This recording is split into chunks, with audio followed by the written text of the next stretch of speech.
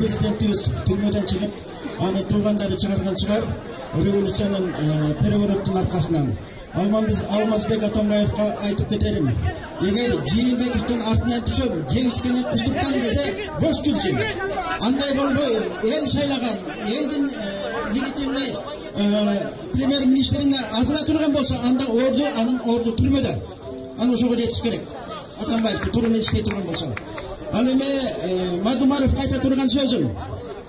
87 батырга эмне үчүн похоронго келген жоксуң десе, эмне үчүн мен барам?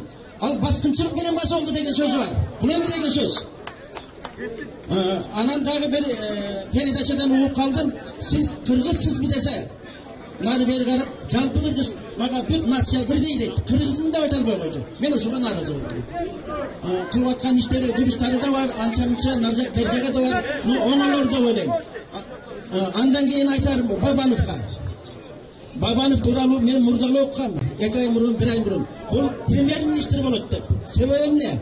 Президентибиз талас элинен корккон. Талас көтөрүлүп, эметсе бизди жумуштан алып таштайт. 3 жылда алат, тигиндей мындай деген уккандагы бул эмне кылды? Бабановду мына шайлоо жаштакка өтүп кетсе, легитимный болсо, Бабановду премьер-министр болсок, биздин